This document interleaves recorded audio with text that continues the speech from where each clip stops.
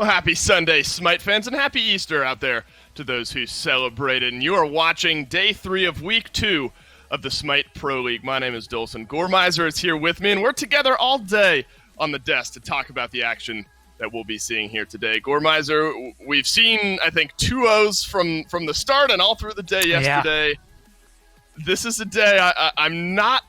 Gore, I don't know if I'm confident we're going to see a 2-1 yet here today with the matchups we've got. Man, it's so difficult to call. I want to die on the sword of every day we have the potential to see one of them. That being said, there's only one match today I think that's going to give it to us. I think eUnited Renegades could very easily be a 2-1. It just depends on which eUnited that we have that shows up, right? The one that beat Rival or the one that lost to Radiance. Whichever one we get kind of determines the way this set's going to go.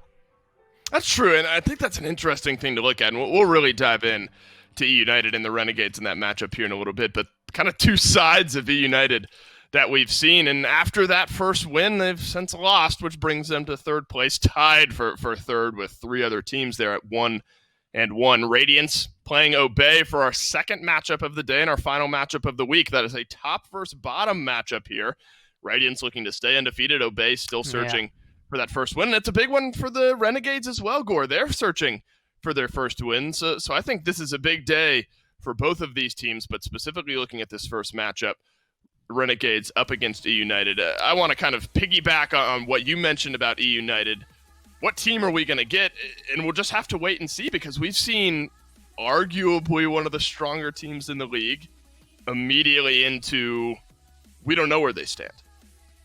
Yeah, that's the biggest kind of question mark. I mean, they made a very solid debut statement by being able to 2-0 Rival.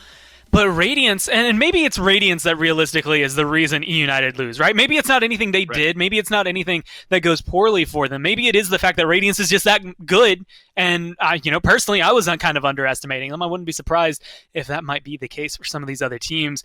But when we saw them go up against Radiance, it didn't feel the same way as it did when they were up against Rival.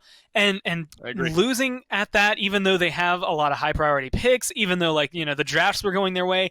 Granted, you can add some caveats in there because one of those they grabbed a Zhang Kui, which isn't necessarily number one on the charts of go-to gods, but there's some things that are going on with them. They're willing to try stuff.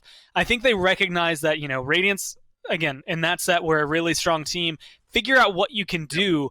This is a much more favorable matchup for eUnited. Like, on paper, if you're coming into this season with a blank slate, people are calling this 2-0, no doubt in their minds. It's just the fact that Renegades have looked good these last couple of sets as well that it maybe starts to shake things up. And I agree with you absolutely, and I think you have to lean eUnited in this one just on paper. But whether it's just name hangover from last season, the community at large still leaning towards Renegades here in this matchup. Yeah. And I think they are a roster.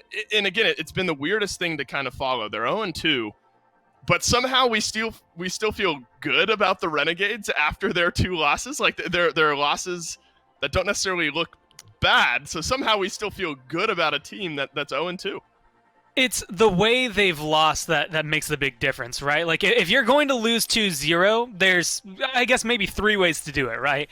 There's a neutral game. The other team just kind of takes it. Very similar to what we saw, I would argue, like Sanguine versus Obey in Week 1, where it was kind of very close, and then all of a sudden Sanguine take it. Then there's what we saw between Knights and Obey yesterday, where, 5 minutes in, realistically, you think, man, this game might just be over because they have such a lead on the side of the Knights, and well, lo and behold, they were able to close both out, no problem. But Renegades have gotten the third type, which is, man, we're 30 minutes in, and it still feels like it could go either way. Unfortunately for them, and this is where some of the doubt is going to get cast in, when they played against Rival on Friday, they were in control of Game 1, and one bad call was all it took to take that game from winnable to them to a complete loss. And then into Game 2, things just didn't hold up. I'm wondering if we're going to get that Renegades, or if maybe they kind of looked at the footage, recognized what went wrong, and are going to maybe rethink their ways of sieging the base, because that's where things started to fall apart for them. Objectives have been interesting because they've stolen Gold Furies but never really been in control of Gold Furies. Like, it's these small moments. I want to see their team play around objectives get just a little bit smoother for them as a team. then I think we see them escalate into finding a lot of wins, potentially getting some sets, not just maps. But right now, I think we're looking at how well can they keep Obey at bay until, well, eventually somebody ends up taking control. That's right. I look at Lasbra in this lineup as well for the Renegades to have a big day. He's been kind of a driving force through some of that momentum that the Renegades have had in their set. One of the main pieces in this team, though, I think is Venenu in that mid lane, and I had the opportunity to sit down with him and talk to him and see how the team has been feeling after a rough couple of games prior to this big matchup. Venenu mid laner for the Renegades. And Ven, let's take a jump back, look at the first couple games you guys have had so far this split. And I think a lot of people, despite losses, are actually feeling confident in you guys kind of in a weird backwards way. I would argue that 3 out of the 4 games you guys have played, you've been right in there up until the end. What is kind of the team's assessment on how the first couple of games have gone for you guys? We're pretty happy with how the games went. I mean, it's kind of unlucky that we ended up losing, but I don't know, we're making our own mistakes, so we just got to work on that. I mean, we're having a good time, like, watching the games back. We're watching it as a whole team of 6, and we're just, like, laughing at our own mistakes and everything like that.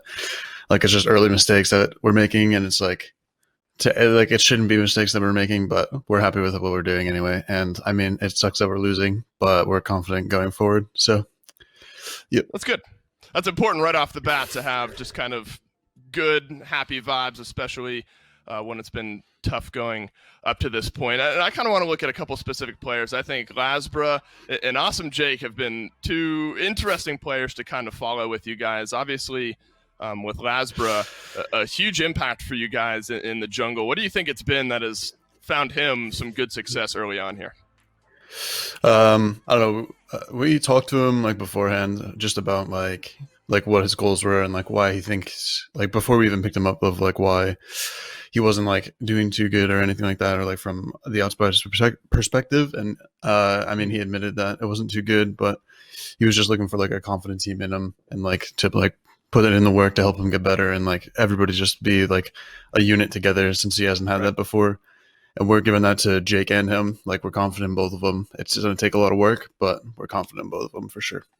Absolutely. Sometimes it's the environment that can help build those players. And quick thoughts on Jake. What has it been like playing with him throughout the first couple of games? I mean, he came in and everyone was assuming we'd see this kind of aggressive support play style, and I think we've seen that a good few times in your previous few games. Are you guys happy with what you've seen out of the SPL newcomer so far?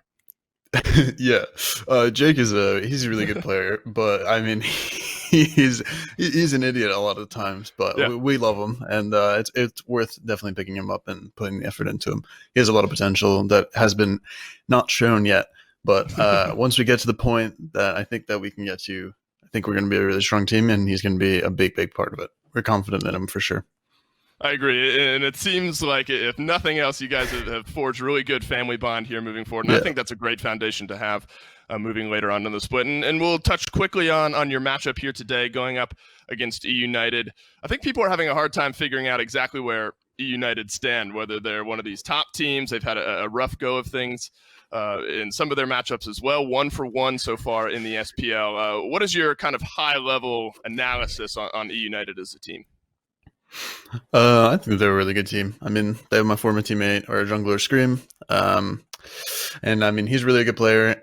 He's also an idiot, but he's very, very good at the game for sure. Right. And I think he's a very strong point of that team. Probably probably the carry of the team, and everyone kind of just like backs him. And I know that whole team flows together. They're probably in the same scenario as us, where they're trying to find exactly where they need to be, and then they'll just be like super, super unstoppable. So hopefully they haven't found that out by today, or tomorrow. But because we haven't found it out yet, so confident in it. And that's kind of maybe the last point here. Going up against a team like eUnited, or really any team at this point, would you say you guys play more on your own game plan and try to push that and find victory that way, or is your mindset maybe more reactionary, see what eUnited are trying to do and play off of that? We're gonna do our own game plan. We went over like a couple of VODs and everything like that, and we want to just be on point with what we have going into it. I mean, we prepped really hard for it. Hopefully we can show up and actually win one game today. Right. That would be nice. But I'm pretty confident going in. We did our reviews and we practiced a lot for it, so I'm confident going into it for sure, doing our own game plan. I guess the final follow-up question here, quick set prediction, we've got to ask it. What do you think the scoreline's going to be? I got to say 2-0 Renegades for sure, but in a realistic point of view, it could go, as long as, we get one win, it could go 2-1 eUnited or 2-1 Renegades. Confidence says 2-0, but realistically, who knows? These are two closely matched teams. Venenu, thanks for sitting down with me. Best of luck here today. Yeah. We'll get it back to the desk. Thank you very much. Me and Gore at the desk. And I think a lot of great information actually coming out of that conversation. And I think more so than anything, Gore, was the baseline of kind of the vibe in the team right now. You can tell hopes are still high, personalities are still there. It's only been a couple of weeks, and I think this is a team that realizes they've got a good foundation and a lot of room to grow and build into this split. And that's such a huge key to success. And I think a lot of people are overlooking it. If you look at Sanguine right now, and you maybe look at, mechanically, you might find players that, in a vacuum, are going to be mechanically better than them, some that are going to be mechanically worse. But they have a passion that wants them to get better. Every single one of them. The foundation is there, and they have something to build on. I feel like Renegades is in a very similar spot. The foundation is there. They just have to have the passion to match it, the willingness to take some of these losses in stride and see what they can mold with it, right? Learn from it, and then come back in a little bit stronger. They've been willing to pick up picks that other teams have been looking over. Tyr is the first one that comes to my mind. They have not shied away from him in some of these sets, and they've run him solo. They've run him support. There's just things where they're willing to go out on the limb just to test it to see if it works, and it feels like they've all kind of got that mentality of just you know what, let's see what we can do just to get better as a team. The first couple of weeks, even the first couple of losses don't matter, because look at SK from last year. You could not necessarily rise above the bottom 3 in the rankings all year and still find yourself a world championship win if you do it right. I'm curious as well as to how some of the lane matchups specifically between these two teams maybe translate over into picks and bans. I think one of the biggest matchups in this game, Gore, is going to be between Scream and Lasbra in that jungle. So I wonder if maybe we start to see a little bit higher of an emphasis in this pick-ban phase on maybe the Thor. Daji's been a big pick.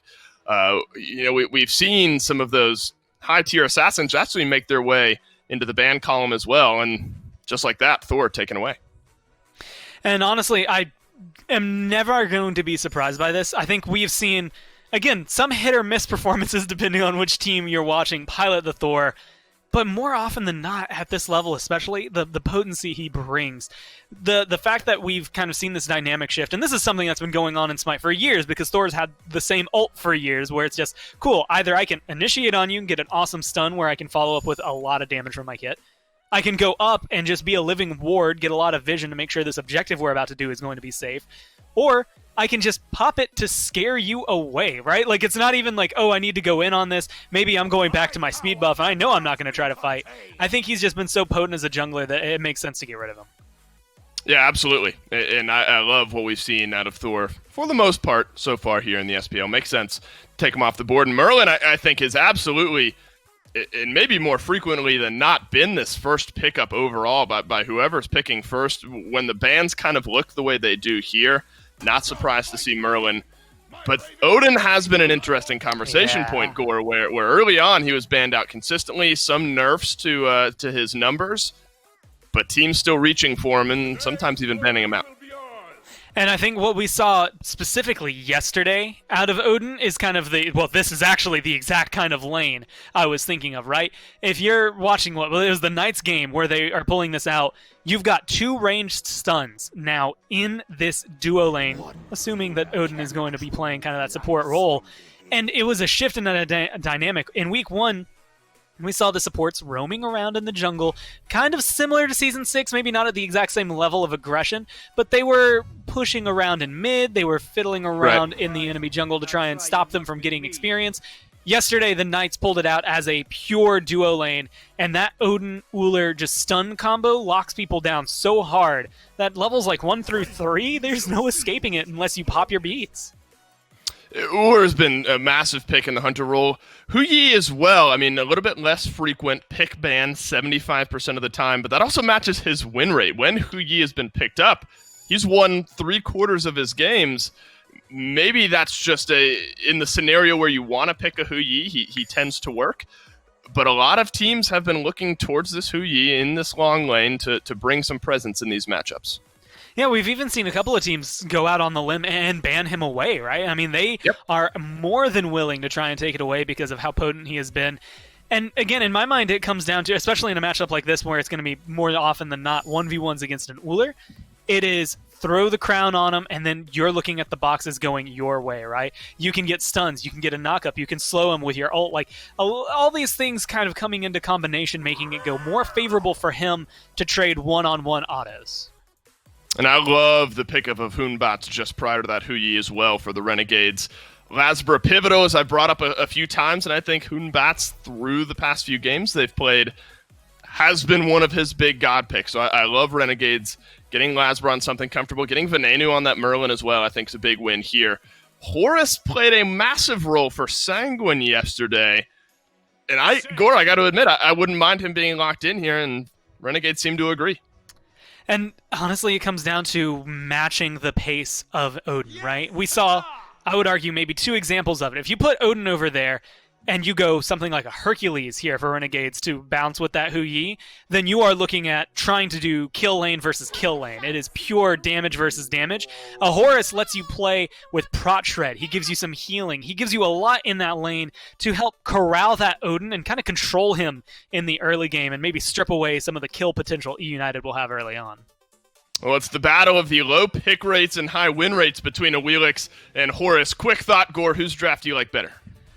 Man, I like Awilix. I just don't know if she's going to have enough synergy with the rest of the team. Odin Ullr's a little hard to bet against. The same thing for Raijin. I actually feel like I'm going eUnited here. I like the way they've been able to kind of line up their draft.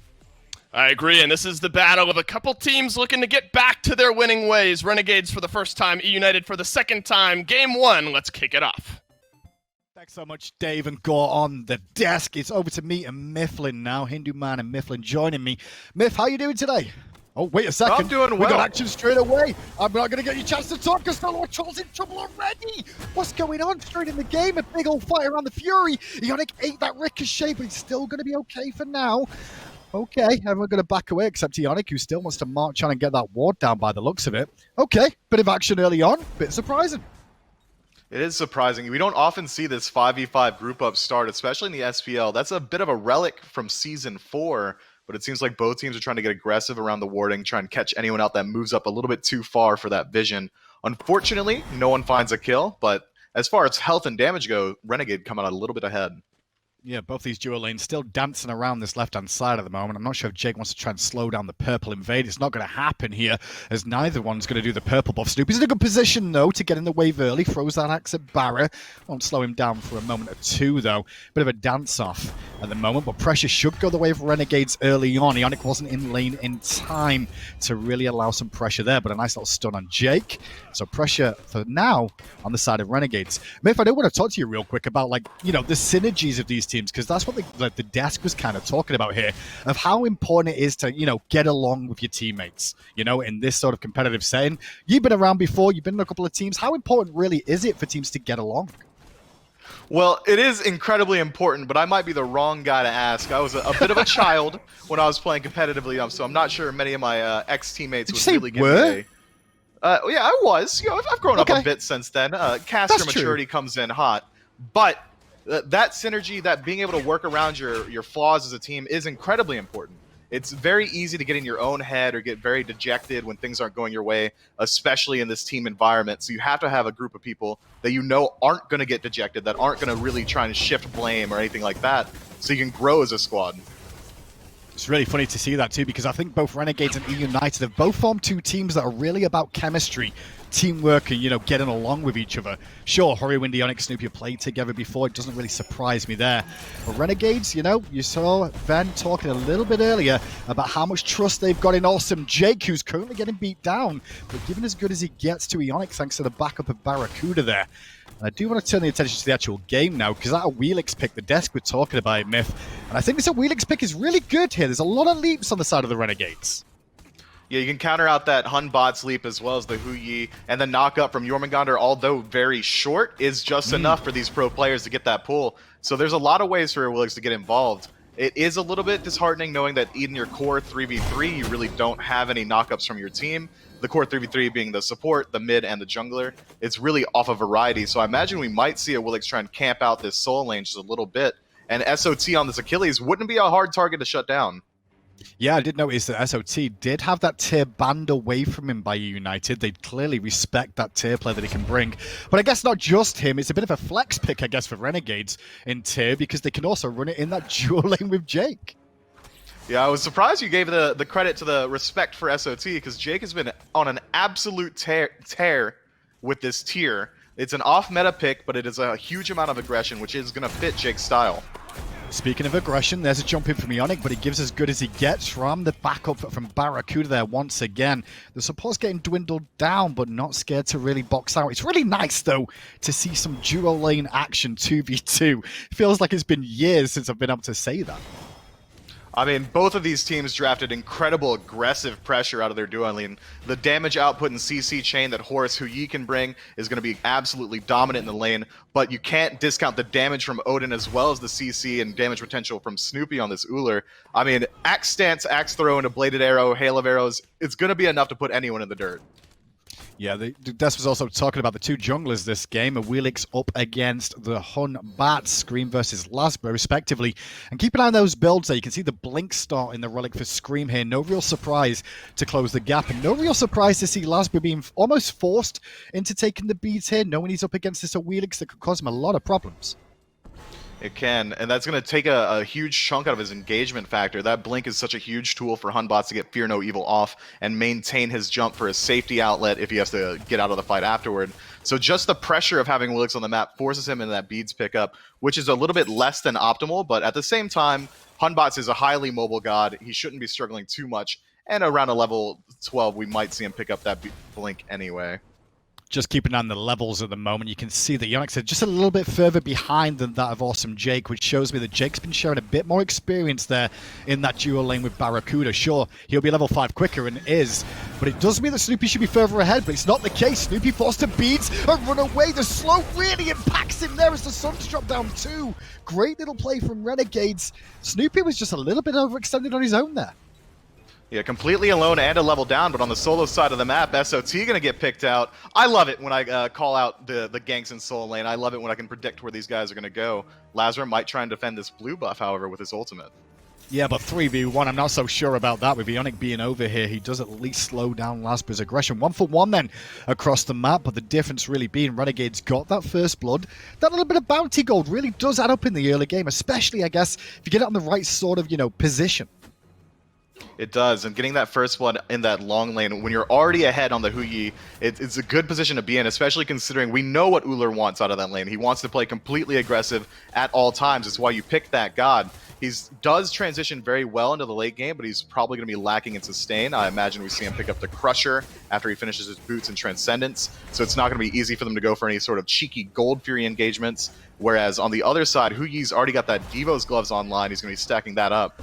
What is this chase going on? Jake just going to use the ultimate to bring the squad in. They're looking at Scream, Fear No Evil used. No beads available, obviously, because Scream went with a blink. Eonic's in there, though, but without that ring, he can't slow down Venenu anymore. Jake's the last one out, and a great little play for Renegades as they try to get a pick and do just that. Snoopy could be in trouble, has to leap away, but this opens the window for Renegades to steal away the purple. This continuous aggression from Renegades is making sure that Eonic can't hit level 5. And the second that he does hit level 5, you have to be wary of the ring. But Odin, before that point, especially from behind, is going to have a hard time in these engagements. It's a huge fight potential that they've lost out on. And the more that Renegades continue to move into the enemy jungle, the more they pressure out these buffs from eUnited, it's going to be harder for Odin to find the farm. Definitely an interesting choice here coming out from Eonic too, because it's definitely a build of mine to an extent of starting with potentially some attack speed and movement speed, but he's gone for that full Relic Dagger before boots here. Now Relic Dagger is very useful, And I do think it's pretty impactful, but I'm not sure I like it that early. I mean, it's only 10% movement speed. Sure, the cooldown's going to help you out some. It's 300 health, but I still feel like full boots first could be a better option.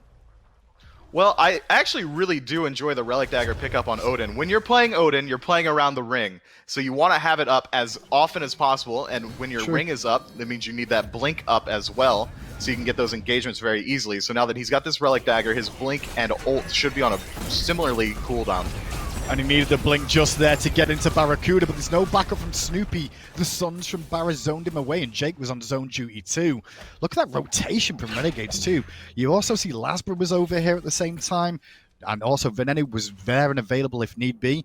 Renegades looking pretty good so far, even though, when you look at the gold, it's still relatively even between the two teams. It isn't completely even, especially considering Renegades got the first blood and they have that kill advantage, and they got successful invades off on the red and purple. You'd expect this gold deficit to be a little bit more in their favor. However, eUnited have been controlling the neutral objectives so well. The mid camps are going their way, the small harpies as well as the oracles are all going the way of eUnited, and that's going to slowly keep them in the lead. And now we see the gold shifting a little bit in their favor. Yeah, I'm still surprised by Onyx build now because I expected boots after picking up that Relic Dagger. I do like the Relic Dagger for 300 health, you know, early on. Not a lot of supports get that much health in the early game, but not going for boots straight afterwards. That limited movement speed that this Odin's going to have could come back to haunt him. There's going to be a lot of reliance on these blinks here. There's going to be a lot of reliance on the blinks, as well as not having that movement speed means it's going to be very easy to engage on this Odin, and he's 2 levels down at this point, so he's in a completely precarious situation where he needs to start looking for engagements in order to put himself back ahead and play off his team. However, when he's this far behind and doesn't have any sort of movement speed, it's going to be hard to find those engagements. It's a bit of a catch-20. It seems like he built for playing ahead. Yeah, I am not too upset with Eonic now, because when you look at the actual levels elsewhere, you do have a lead in the jungle ever so slightly for Scream and in that solo lane for Variety now. So this is okay for eUnited's point of view, as Jake is in the jungle trying to see what's going on. eUnited on the warpath, it seems. They want to invade this blue buff. 4 members strong, but 4 members of Renegades are also in the area. The dance of beginners, Scream zone to the right-hand side. Lasbra has to jump away from Variety there. Scream not really enraged to look for the ultimate onto Lasbra, but Lasbra did have his beads available. Still, Variety trying to get the blue buff. Knock up onto SoloOrTroll, though. Has to ult away, but trapped inside the ring. The drums of war from Hurriwind are completely off the mark. I don't think he landed a single one. Scream, meanwhile, ends up falling down, and eUnited have to turn tail and run away. A missed engagement from eUnited there. Still, though, aggression's on towards Hurriwind as the overhand smash from Lasbra will secure the kill. And Renegades, BaRRa in mid, catches Eonic. 5-1 now for Renegades. This could be a goal, Fury. At the very offset of that fight, eUnited was at the favorable position, but the re-engagement from Jake around that blue buff completely shifts the narrative. Yes, Hurriwind couldn't quite find his ultimates, but it was truly Jake finding the CC to stop the damage output and make sure that SoloOrTroll could get out alive, and immediately afterward, the chase towards Hurriwind at that back camp opens them up for this gold free. Renegades are playing incredibly well. Despite lacking some of that farm in the early, they are completely taking control of the game. Yeah, that was definitely off the back as well of eUnited getting aggressive around that blue buff on the right side more than anything. But notice the changes to this Horus as well. The To the Skies, it got a bit of a buff. The mobility when you use that ultimate. You've got to be very careful nowadays, you know, about the chase potential that a composition with Horus on their side can really make use of running you down if you get overextended. They can. That change is so valuable to Horus now. That ultimate is a fantastic reposition tool. Now not only moving faster, but also further along. He gets additional distance due to that speed. So it is really good for maneuvering your team around the map. We saw him teleport 4 of his squad members there. And they burn out Raijin's beads as well. So now Hurriwind is in an even more precarious situation. Lasbra with a Fear No Evil could pick him out on his own if he finds a good ultimate. Renegades feeling pretty confident about things right now. Lasbra going to hold the wave in mid to make sure Venenu can soak this up as well to keep the track going. Lasbra still a bit of a lead now for him in the jungle. Scream was ahead of him earlier on until that tumble around the blue buff on that right-hand side. Eonic's here, though, at level 7, trying to slow down Lasbra. Lasbra won't be stunned just yet. Scream was there in backup, but Fear No Evil on 2 splits the difference. It's Eonic cut out of position, but he leaps over the wall towards BaRRa. Scream has to go elsewhere, but it's BaRRaCCuDDa that gets a 1v1 with Eonic for a moment or two. Hurry there in backup. They just can't find enough damage for now. Hori's preemptive ultimate there does at least taunt in BaRRA for a second. Not enough to slow down this advance as Renegades are grouped as 5 towards this middle area. Jake, though, challenge to the skies. Where are we going to go?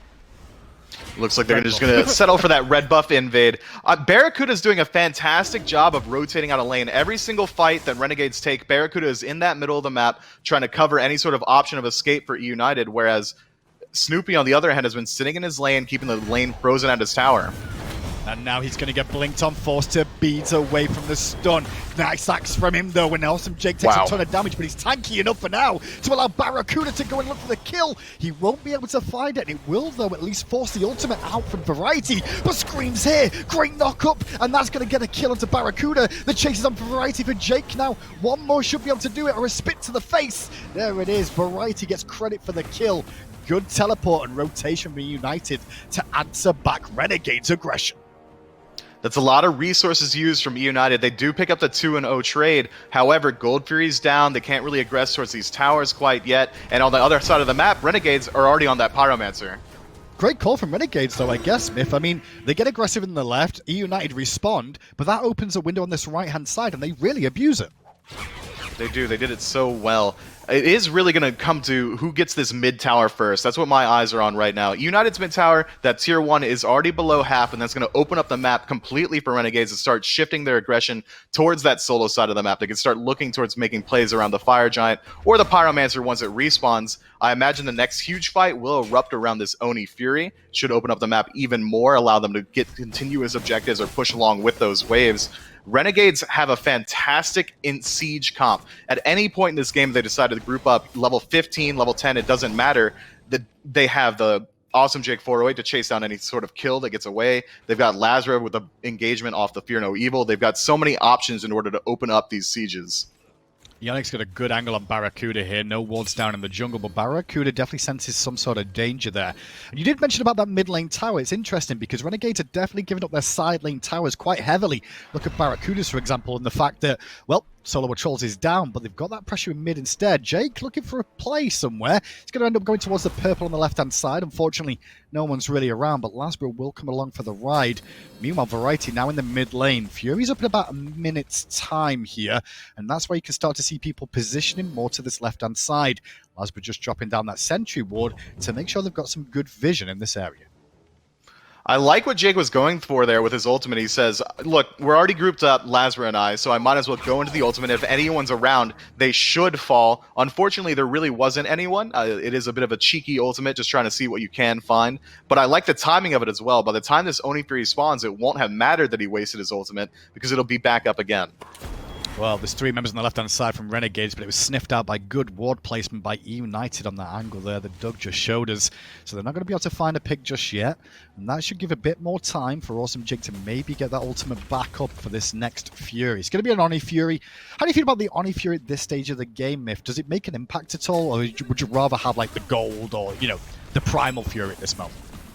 I think Oni Fury is my favorite gold Fury to get at any point because it forces the enemy team to play the map. If they don't go and clear out those Oni Fury waves, those waves can easily solo towers out, so it's a good way to control the pace and the rotation path of the enemy. It's a good way to make sure you know where they are at all times. Well, Oni Fury is up, and Jake's a little bit deep here, but does have backup, and obviously that nice little escape with the Protective Surge. I'm looking at the mid lane builds real quick, because the last couple of days we've seen a lot of Pythagorum's piece, but here, there's a couple of Soul Gems picked up, and funny enough, Hurriwind was very, very early on in this. Why are we seeing a Soul Gem all of a sudden? I mean, is it just the cooldown of the heal? It is the cooldown. It's decent damage as well as the lifesteal. I mean, there's a lot of good stats on Soul Gem, but that heal is so impactful in the fights. Any sort of shift in health can completely change a fight. I mean, it's the age-old meditation bait, except you don't have to give up a relic slot for it. Yeah, a bit of a lack of penetration, though, I will say. And the fact he's got 150 health, I guess, does make him a little bit tankier. Oni Fury pulled, but reset by eUnited, thanks to the presence of Renegades. Lasbra is in the mid lane. He should be able to get some free damage onto that tier 1 tower, thanks to that minion wave. But pulled in is Awesome Jake. There's no escape for the Horus there. Eonic gets the ring down on BaRRaCCuDDa, and he has to leap away from the World Serpent of Variety. But still, Renegades hanging around, trying to make sure eUnited can't get onto this Fury. They're all on this right-hand side, positioned in a line, pretty much, down this side.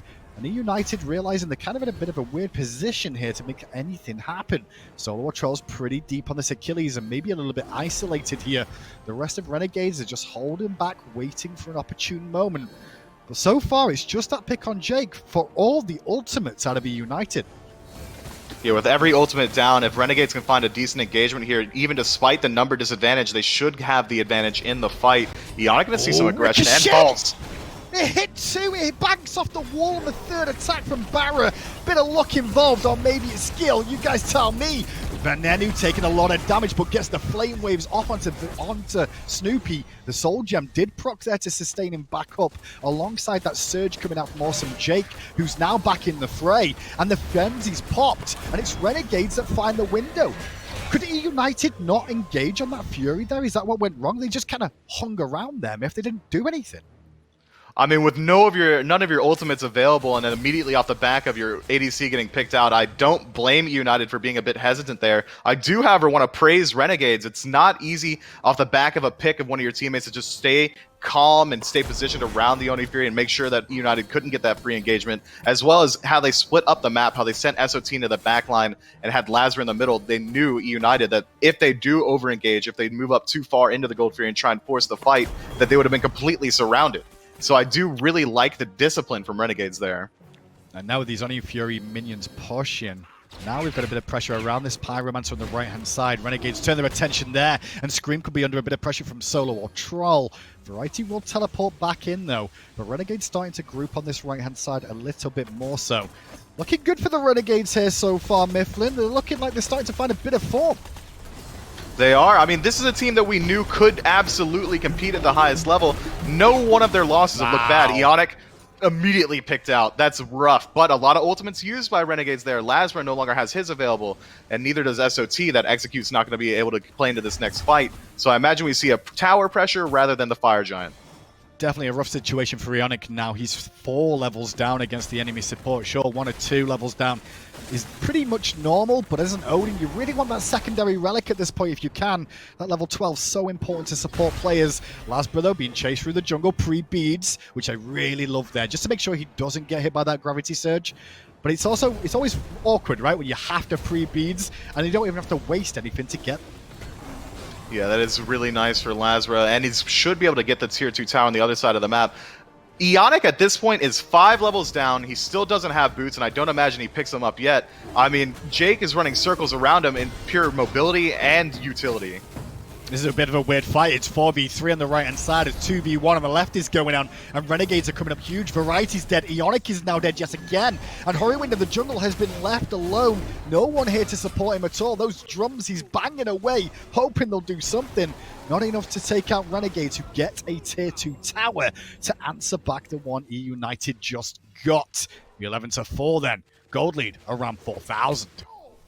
Yeah, not only a gold lead, but also that XP lead. If Renegades decide to return to base here, get some wards out, they can immediately look towards pressuring into this Fire Giant. And due to the fact that eUnited's tier 1 tower is down, they don't have that bastion of safety in the middle of the map, as well as every single tower down on that solo side. So if a fight does go awry for eUnited, they won't have anywhere to retreat to, as well as Renegades just have these fantastic chase down tools inside of Awesome Jake. So I imagine we do see this Fire Giant fight erupt very soon. And there you go, you caught it just then. The Fire Giant started up by Renegades. On the way back is Eonic and Scream with Snoopy in tow. 3 versus 4. Lasbra's trying to zone away Scream and catches him nicely to keep him busy. The Fear No Evil did a good job of forcing the beads at least. Meanwhile, on the right-hand side, Eonic's trying to frontline as long as he can, but he's losing them almost 1v1 there for a moment. Nice arcane pulling from Venenu, though, and that could be doomsday for Eonic and will be SoloOrTroll credited with the kill. And with 1 member dead yet again for United, Renegades can fall back towards the Fire Giant and force eUnited to come and investigate. And Scream no longer has his beads either, so it's going to be a very cheeky engagement if eUnited decide to go in there. And the ultimates are still going to be coming back up from Lasbra very soon with all the CDR he has online. It is going to be very concerning for eUnited to try and move in here. I imagine we see them maybe go for the steal, but not a true engagement. SoloOrTroll trying to zone the right-hand side, left-hand side. Lasbra's trying to keep Scream busy. Variety ended up walking into the pit, though. World Serpent will at least force the leap out of BaRRaCCuDDa. And continuing on the World Serpent, the second shot was good. Has to fall back now, though. SoloOrTroll around the back, a little bit isolated, but backup was close by, with BaRRaCCuDDa and Venenu right alongside him. Renegades are choosing their battles well. eUnited are still just trying to take an answer back where they can.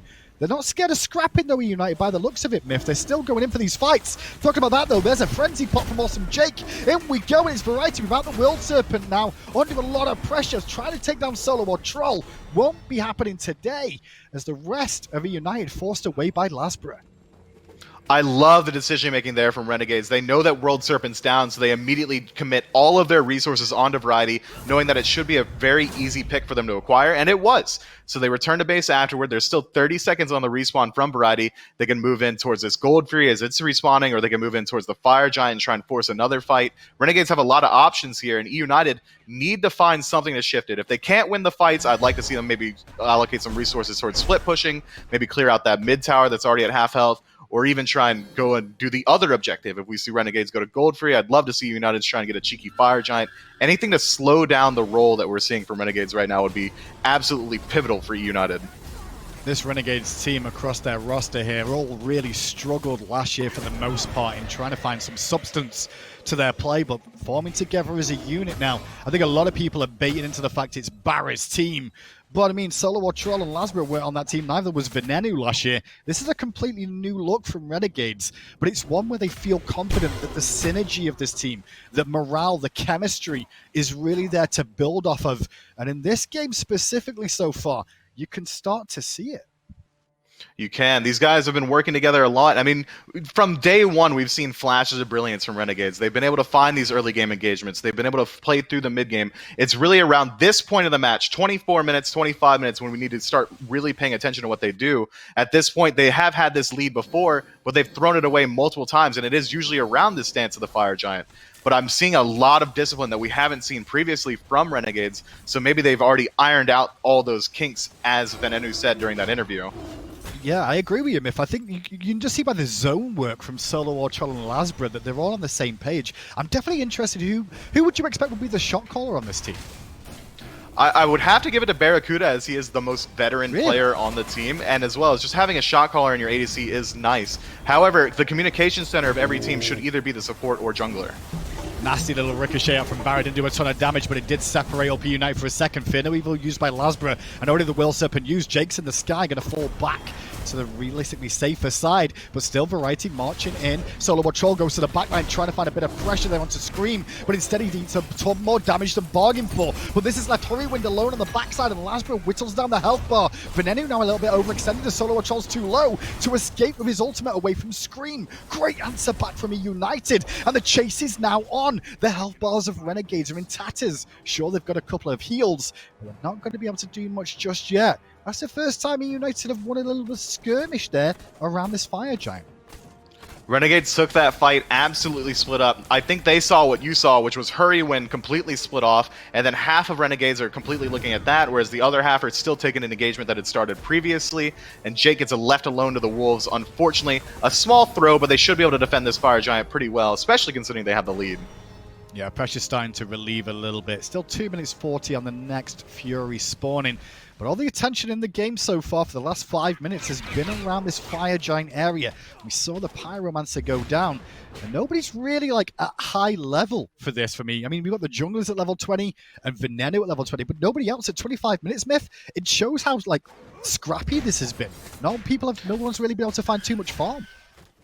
I mean, if you're going to talk about levels, I have to bring it up again. Still a 4-level deficit between the supports from both squads. Awesome Jake at level 16. And, oh, he has. He does have it. And he's got a additional benefit of having that Relic Dagger. But unfortunately, he actually doesn't have that Relic. I imagine we see him go back and buy it now. Yeah, there he goes. Back to base to try and pick that one up. We'll see what he ends up going for here. What would you expect to go for an Odin in this circumstance? Well, I guess Frenzy to match Awesome Jake's Frenzy, right? Is that the case?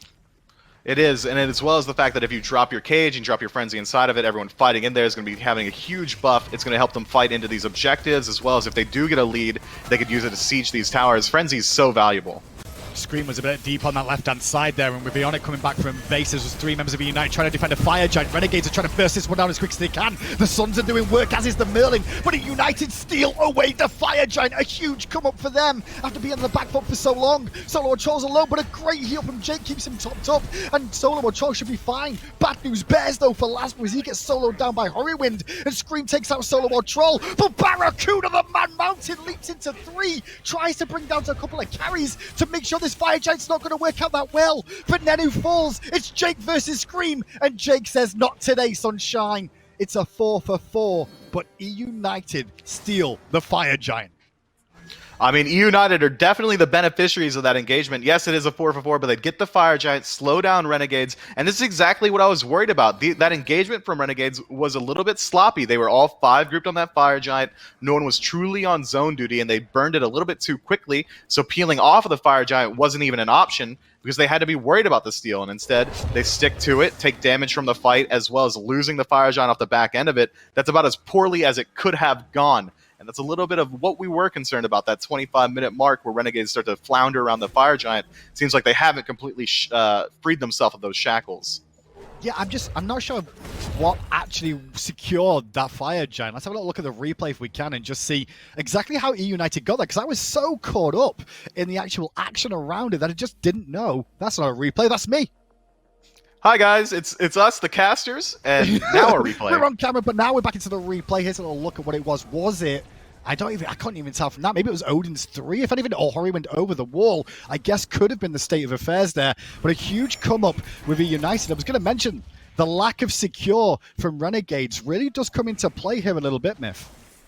It does, but that was a sloppy engagement from both sides. I mean, we couldn't tell what really stole it, and that is really definitively telling us that it could have gone either way. Neither team made a real concentrated effort towards a confirmation. We didn't see any big abilities come out or anything like that, so it really was a 50-50 toss. And now eUnited going to go ahead and try and pull out this Gold Fury and continue their lead.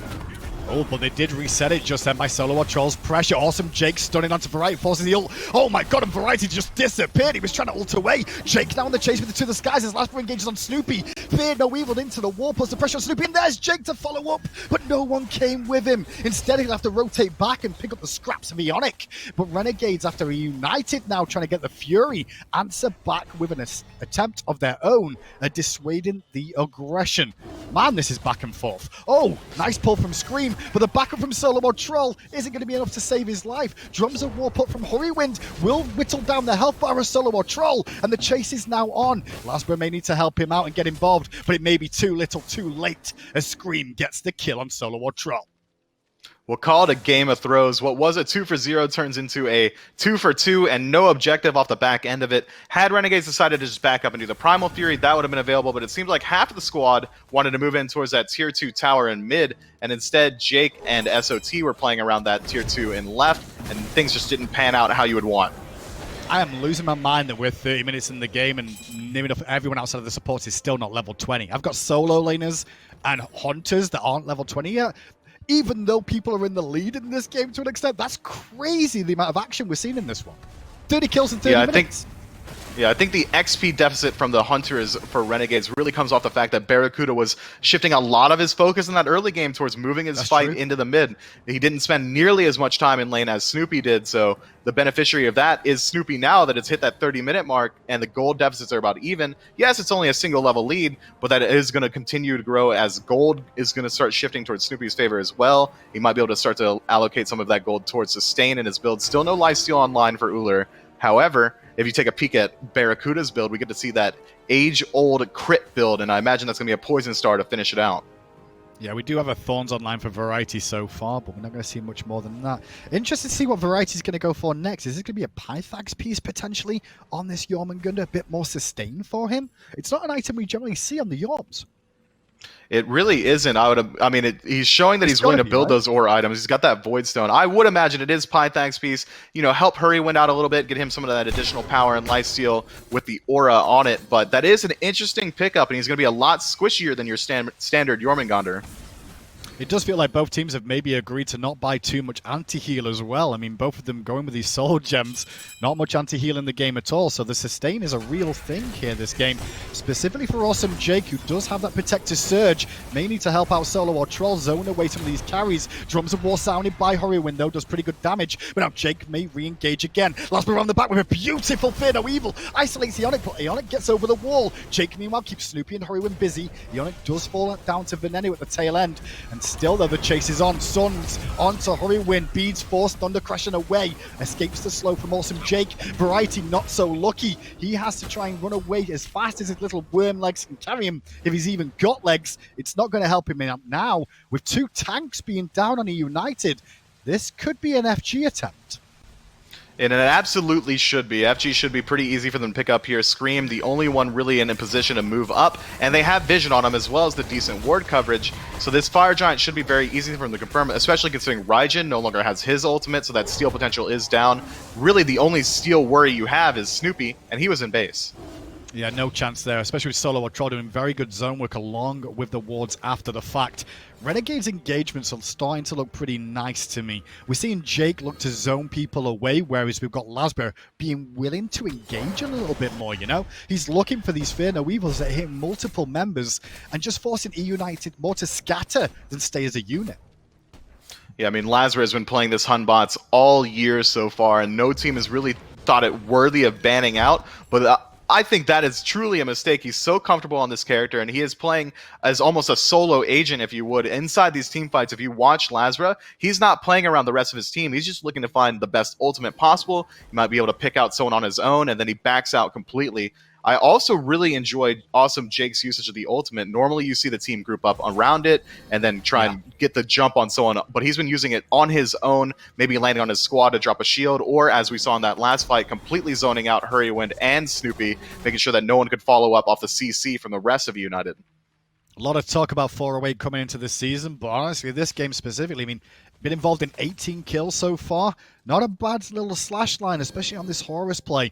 Horus really on the rise again. I expected to see more of him last year, but I do feel these buffs have just added an extra edge to this character, that we're starting to see more of it, and people really starting to abuse this ultimate a little bit more. They are. I'm trying to figure out how United's going to defend around these Phoenixes. The best defense they have is truly they have to engage outside of the Phoenix with the Odin, get the cage off, and try and deal as much damage as possible. I doubt they're even looking to get the complete picks, as now we have a 6,000 gold deficit in favor of Renegades as well as the Fire Giant. So they're really just trying to deflect these pushes. If Hurriwind can find a nice ultimate, if Scream can find a pool for himself, that will be the best way for them to defend.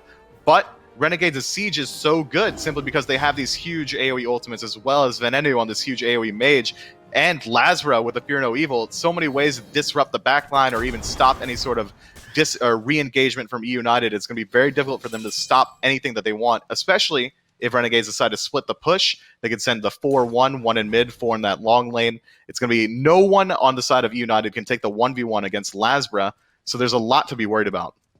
A very patient game from Renegades, though. I mean, they get the FG, they clear out some of the tier 2 towers, fall back to base as a unit. And here comes that push you were speaking of now. They're going to send Awesome Jake on the left alongside Venenu and BaRRaCCuDDa.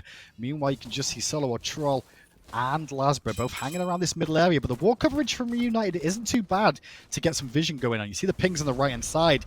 If Lasbra goes over there, it's a bit of a trickier chance for him to really help out the Renegades in this left hand side push. Instead, he thinks better of it, coming back towards this middle lane. And like you said, it's all about how well United can defend on this Phoenix line here. It really is, and it seems like they've got 2 people trying to stop Lasbra from progressing in. I love it when I call the 4-1 split. Everything's going my way. The engagement starts, however. Yeah, and Jake manages to get Snoopy's beads early on in that engagement. That's a nice little win without the cost of much at all. Jake did use his ultimate though, and blink I would say, but it is a support after all. Minion wave pushing up mid lane now, and left hand side, Renegades waiting for that minion wave in tow. Keep an eye on Scream, just trying to match Lasbra, but Jake to the skies again. Is Lasbra going to go with it? Looks like he is. The Fear No Evil look should be towards Snoopy if they can find it, and that's exactly who they catch. The stun combo from Jake sets up the kill for Lasbra too. The chase on from the Will Serpent from BaRRaCCuDDa just zones away the carries of Renegades, but the damage was done. Without this Ullr on the map, this becomes a little bit easier. SoloOrTroll going in towards Eonic, and Eonic trying to hold his own, but a nice pull in from Scream there onto SoloOrTroll. BaRRaCCuDDa, however, annihilates Scream. And you know what? I thought for a second Renegades might just go on for the end, and they might just do that here, Myth. Yeah, the only people available to defend are Hurriwind, Eonic, and Variety, and no ultimates available either. The damage should be able to come out. Merlin just sinking as much as he can in that Titan. Well, with that execute going down, I think that's all she wrote. Renegades are going to take game 1 over eUnited here. A back and forth encounter that, honestly, I wasn't sure which way it was going to go after the first 10-15 minutes. Renegades held the lead for a while, but eUnited certainly battled back. I mean, in the early game, it really was all Renegades. It wasn't until that 20-minute mark around the Fire Giant that we saw them maybe slip up a little bit and struggle. It was a 10-minute dance before we saw even the first Fire Giant fall. But fortunately for them, once after that first slip up around that team fight, they got to get back into it, confirm the Fire Giant, and from there, it was all them. Crazy plays from Renegades. They find one of their first wins in the SPL. Can they find the actual win? We'll find out after we get back to the desk to break it down. Much appreciated, Hindu, and it's game win number 1 here for the Renegades, and really, Gourdmeister, it's finally, I think, a weight off the Renegades' shoulders that you've been able to start a game strong as you have in your previous 4 attempts, and then actually finish this one out. A complete game, finally, from the Renegades, and it ends in a win. Yeah, still having, I don't want to say shaky calls. The calls were good, but shaky executions in some of those moments, like maybe not fully committing to a fight. And there was one right in the middle where the Renegades kind of split up. A couple of people wanted to chase down Hurriwind. Everyone else was in a different engagement that had kind of initiated that fight to begin with. But this was the hump to overcome, right? It was to not just get yourself a lead and then push the game to 30-plus minutes. It was get that lead, go as long as you need to, but get your win. And that's why this team is looking so much different. And Hindu highlighted it throughout that cast, because we're looking at it as, oh, it's BaRRa's team, but it's got nothing but new members on it, right? I mean, they're coming in fresh, and they're playing fresh as well. You can look at BaRRa, the fact that he's playing in a fashion that it kind of feels, I don't want to say has been devoid, but has maybe been lulled out throughout last year. It definitely feels like a refreshing take on the Hunter here on Renegades. But I want to give a lot of credit to Venenu. I want to give a lot of credit to Awesome Jake, because I think a lot of the plays both of them were making enabled this team, right? That's what ended up opening up that door for them. Jake wanted to get aggressive a lot. He had a lot of support. The prot shred played a huge role in a lot of these team fights and him helping lock it down. And that just allowed Venenu to melt people with damage. Merlin does it, but Ven just kind of took it to another level this game. I agree. I think top to bottom on kind of my notes from game 1, I have everyone from Renegades listed in some capacity, and I do kind of want to hone in a little bit more on Jake, and maybe more specifically the Horus. I think Horus now is maybe starting to be one of my favorite support picks, and I think it looks especially good in the play style that Jake wants to bring to the table. He wants to play aggressive, wants to have that kind of dive potential that Horus technically brings with his ultimate, but it's also kind of, it's like safe aggressiveness in a way. There's enough safety built into the rest of the Horus kit that I think it really works for Jake. It's one of my favorite things. Again, as someone who loves playing support, Horus is like that. He's a little risky because you're going to be a little squishier early on, but if you make him work, it plays so beautifully for you. And again, that small buff, I would argue, to his ult makes his ult actually part of his kit. Before, he had 3 abilities and then a 4th like kind of meme attached to it that had a long cooldown. Now he actually has a full kit to it. A knock-up that allows you to help set up your team. You've got a dash that's going to shred protections and lock down an enemy, or a dash that's going to heal your teammates or any friendlies in the area. Like everything about his kit is centered around being team-oriented, right? It's why you're not going to see him go off into the solo lane. Maybe, like I've seen, going back to Weekend stream, I've seen some people try to throw him out into the jungle. Sometimes it works, sometimes it doesn't. But right now, Renegades make him look good, and yesterday we saw Sanguine pulling him out. I expect Horus to kind of start to rise up in terms of meta picks. Agreed. And I was curious, kind of pivoting to the jungle conversation. I mean, a battle in the jungle in game number 1. Lasbra, massive impact on a lot of the fights. Fear No Evil's hitting their mark. And Scream as well, I think affected 9 of the 11 or so kills that eUnited ended up with. So I'm not surprised at all. I don't think Gore to see Hoonbat's banned away now obviously fits into Lasbra's playstyle very well as well. So he's going to have to look somewhere a little bit different here in the jungle, but still lots of great priority picks on the table. Camazotz one of them. And Renegades are going to give HuYi right back to BaRRaCCuDDa. That's a dangerous game. I think it's for both teams, realistically, right? I mean, you're looking at Camazotz as one of the strongest and deadliest guys that has been in this game lately. The sustain, the damage, the control, the safety, everything he has going for him. Well, it's just dangerous to play against, and it's dangerous to give it up. We've seen Camazotz on his own carry games, so it's definitely maybe a coin flip here for Renegades as to whether or not it's going to go successful or not. But giving a HuYi Horus back to two guys who are now warmed up on it here for Renegades is just as big of a threat. I think it's going to be a little worrisome for that duo lane in eUnited. I think they might have to switch things up to deal with it. Sobek could be solo, could be support, could be a way to try and deal with and stifle that Horus a little bit. Now, eyebrows somewhat raised. I think Kukulkan 2 weeks ago would not have surprised me to see not only picked, but potentially banned out in the first couple of waves. 6% pick rate, 6% ban rate, 0% win rate here for the Kukulkan. Obviously hit with a few nerfs, but still just generically in that kit, plenty of control there for the mid lane, and in a lot of team fights as well. I mean, it's what you want. It's the same reason we actually see Raijin getting picked up, where it's just from far away you can do really safe high damage, right? And that's what Kukulkan brings to the table. Granted, I think Kukulkan has a little bit more, I want to say secure in his kit, just because his ult is so solid, as well as the tornado being safe, and just because of those changes, very similar to Aphrodite's birds changes that were recently added into the game, that initial tick of damage you get now just feels better.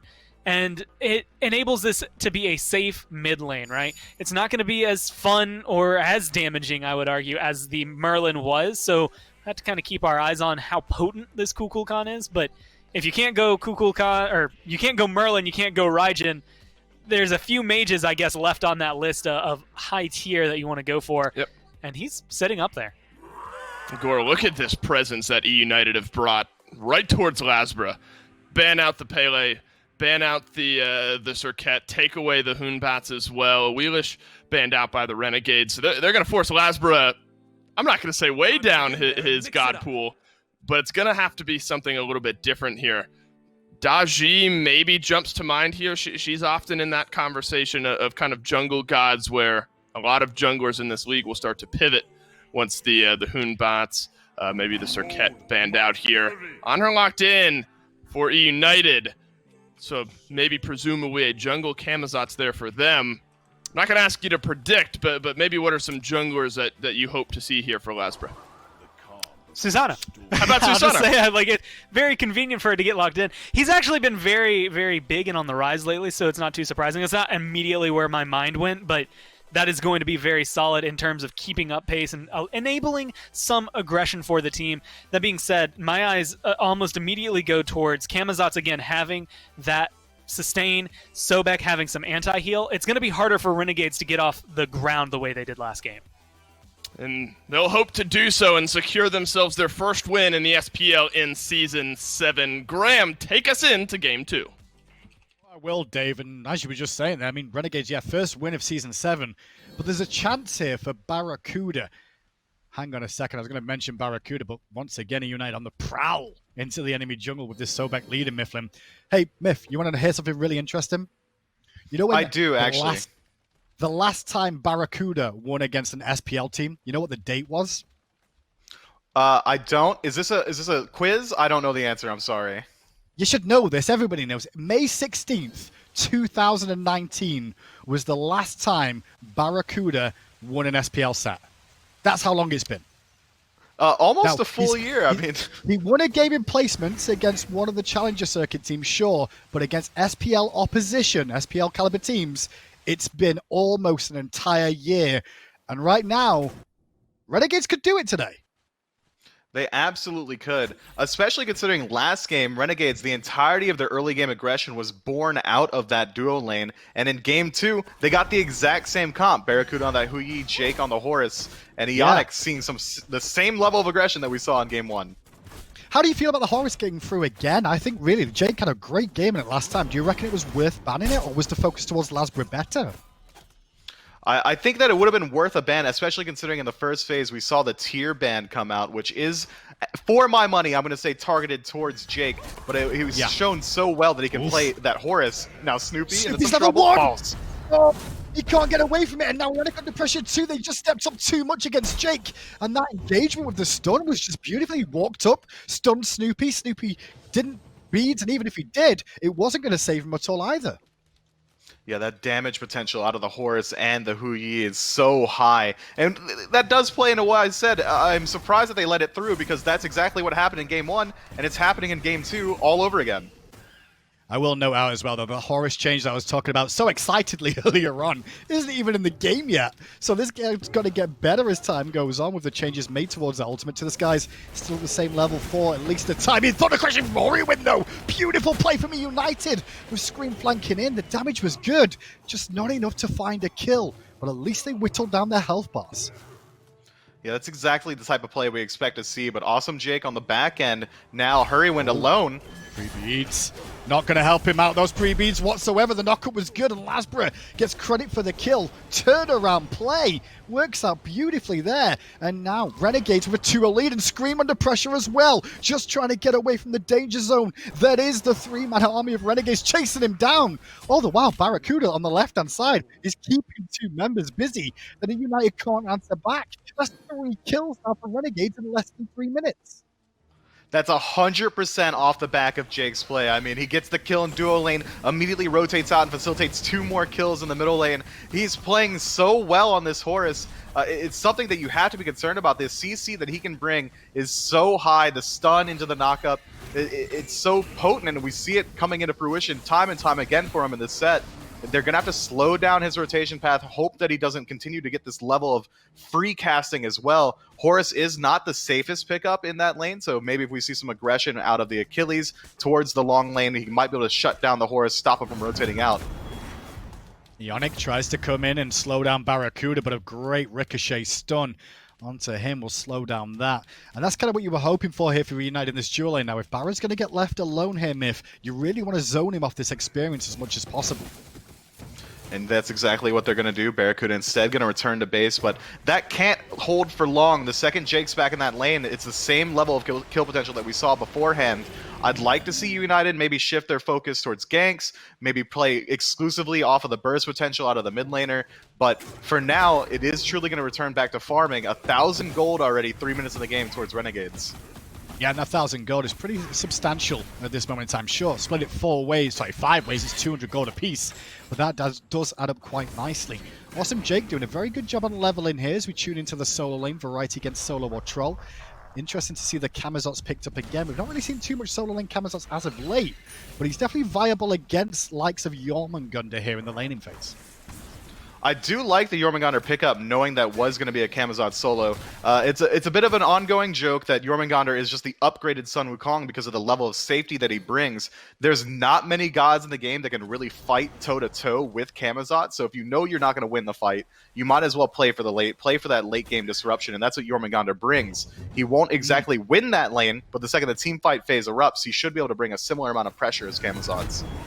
Yeah, I completely agree. Ricochet doesn't land, but leaping from Snoopy wants to take the trade against BaRRaCCuDDa. Eonic round the corner now coming in, but Barra's winning the auto trade, and Snoopy's baiting out as long as he can. Barra falls back, ultimate used by Snoopy to try and buy some time from the knockup, but Lasbra came in for cleanup in aisle 1.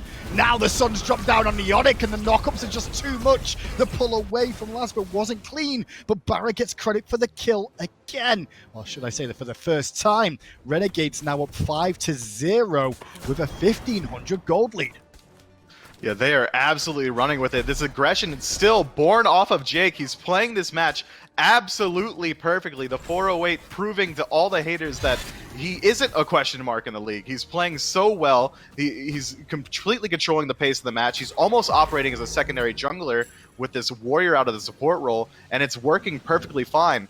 Even when he's not playing in that duo lane, just the presence of that global ultimate means that in that long lane, United has to show respect on the off chance that Jake decides to ult in. It's such an interesting time to watch Renegades. I mean, everyone on this team has a point to prove. Jake, you know, underestimated by a lot of people. Everyone expects him to troll around like he does in the rank scene. You've got Lasbra, who got his foothold into the SPL last year, but never really found anything of substance. However, this game, those two together are really being utilized well. I'm surprised by the level of synergy those two have actually got to rotate around the map and support each other and the rest of the team. Maybe it's a bit of synergy of the underdogs, but let's hold that thought as this fight happens in mid. Oh, the ultimate from Venenu just removed Hurriwind's life, and it's one of the benefits of having the Kukulkan against Raijin matchup. Raijin kind of just hangs around in that ultimate, gets slowed down, so it's an easy prime target for Venenu to connect with the ult. Luckily enough, though, Lasbra will survive and fall back to base. Kukulkan's going to be a little bit careful in the mid lane with Eonic's rotation. He'll be fine at the moment. Hurriwind forced back, however, as the rotation from Jake, he even ulted there, just looking for the lazy back out of Hurriwind. Just a little bit too late to the action, but Jake in mid comes under the tower. Hello, hello, hello. I'm not so sure about this one. Scream, though, not going to engage because he does see Lasbra and Venenu there. But Venenu's now at mana after the tornado. That tornado did hit Eonic, and now Eonic, who stepped on forward, is going to lose his health bar. Scream just kind of watched on like a voyeur. He didn't want to get involved, and that's just going to allow Eonic to fall down. I can't even begin to imagine what was going through Jake's head with the ultimate there. No one was there to follow up on that engagement under the enemy tower against a Sobek, but instead it works out perfectly as just a bait. I mean, that is a surprising play, to say the least. Yeah, I'm still confused about that, because Scream kind of watched on going, I guess we've got nothing, and then went, oh, I best get involved, but it was too late. It was too little too late. Not so sure about that play from Jake, though, but he didn't get punished. At the end of the day, it's another kill for Renegades. And now they're in a prime position. Lasbra 3-0-2 in the jungle, involved in 5 of the 6 kills so far. This is looking good. Looking really good. As well as a 2,000 gold lead, and the gold free has just spawned recently, so eUnited has to be worried about that. BaRRaCCuDDa doesn't have the same lead that he had last match, so he has to sit in that lane a little bit longer. However, if the fight does shift over towards that duo side of the map, Gold Fury is going to be a huge threat that Renegades can put onto eUnited, and they have the confirm as well. I mean, Kukulkan's got that huge burst damage, so if at any point Renegades does position around there, eUnited's going to have to respond in full force. Well, then left-hand side is looking opportune for the time being. Renegades will get that red buff as Variety's allowed a mana here on this right-hand side. Does have his blue buff in tow, however, so just keep an eye to see how that works out for him, just trying to sustain in that lane. Hasn't been back to base for quite a while, though, Variety, looking at that. Just still his Warrior Tabby online.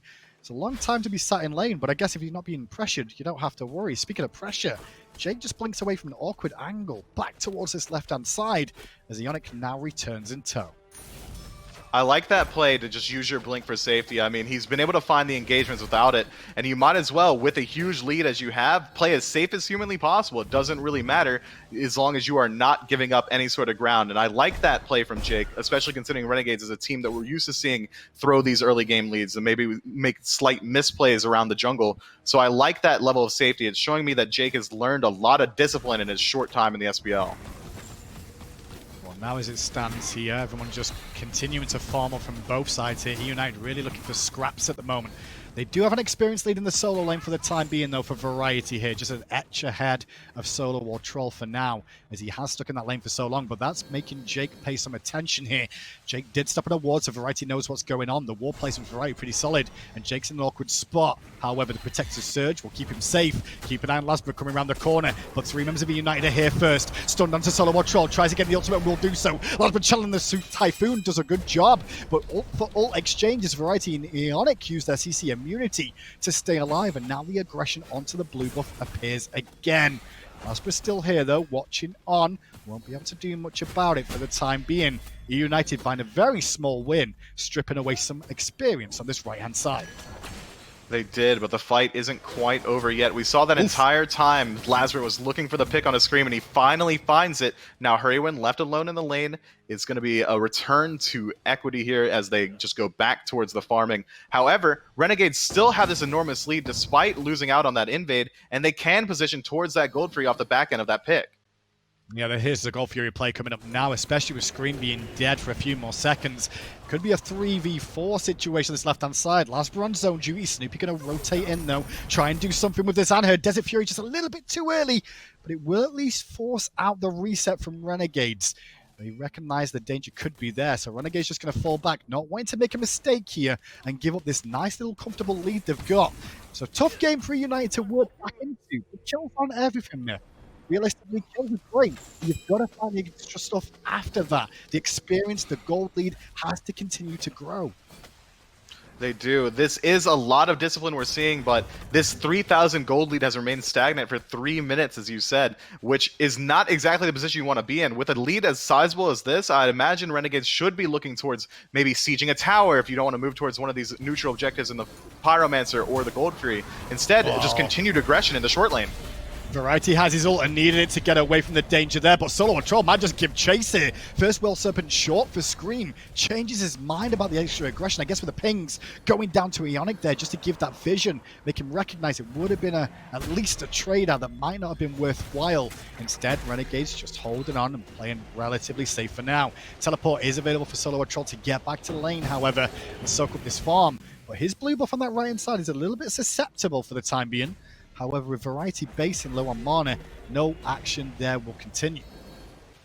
The longer this game remains in this stalemate, eUnited is pulling ahead ever so slightly. They're finding these invades, they're finding the neutral objectives because the Renegades are putting so much pressure into that solo lane. The longer nothing happens, this gold lead is going to keep closing and closing. What was 3,000 is now 2,600. It's going to continue to go that way. I would like to see Renegades make a concentrated effort towards forcing a fight or even moving towards in. No chance for them to force a fight when BaRRaCCuDDa is being focused on now. Lasbra rotates back to this lane and pins down BaRRaCCuDDa. Without the ultimate available, it just makes it so much harder for Camazotz to escape ganks from the likes of Susano. On the left-hand side, meanwhile, Renegades will take the Oracles, and they won't attack the Gold Fury just yet. However, to the skies coming out from Awesome Jake yet again, looking for a pinch on Snoopy. He smells the danger but leaps right into the danger zone. Luckily enough, the ult from Jake landed before Snoopy did, and the Impale will self-peel him away. Nice escape from Snoopy there. He did a very good job of maintaining his beads. Had he not found that impale, he would have lost that active or his ultimate at the very least. So that is a good play. Jake going to lose out on his ultimate there. That's a huge engagement factor down for Renegades. Is going to be down for a long time as well. But I'm sure they're not too worried about it. It seems like they're also comfortable playing at this passive pace. Now 4,000 gold in the lead. I imagine we do see him shift towards this Gold Fury at some point. Eventually, an objective has to be taken by either team. Renegades seems like they want to get a couple picks before they really commit on to anything even remotely risky. Well, they do have that Spirit of the Nine Winds as well, one of the best securing tools in this game specifically, at least, with how it stands now. But at the moment, I'm not sure if it's eUnited looking a little bit discombobulated. They're not really all on the same page today so far. Or it's just Renegades not making too many mistakes and picking their windows wisely. How do you feel about it, Myth? This is Renegades playing exactly how we want them to play.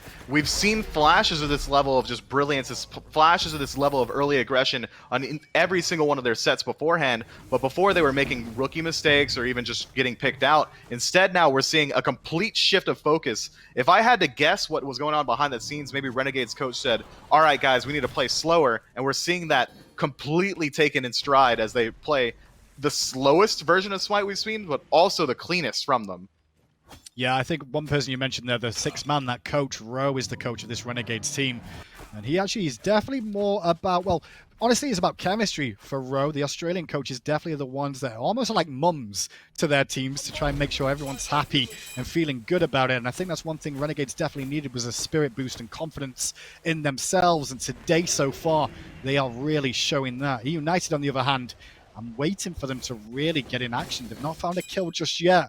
And I'm really starting to struggle here, Myth, to find out who's the one that they need to turn to try and get them back in this game. I mean, if I'm playing as eUnited, I'm just waiting again for Renegades to start something up. They can't really be the aggressors on these objectives. They have to look for the encounter engagement. Scream could disrupt the backline very easily. Eonic might be able to find a pluck if someone moves up too far, likely Jake, as he is the initiator. But instead, Renegades get gold free for free. Yeah, completely. No one really in the area to do anything about that. Spirit of the Nine Winds was used by Venenu for secure just in case.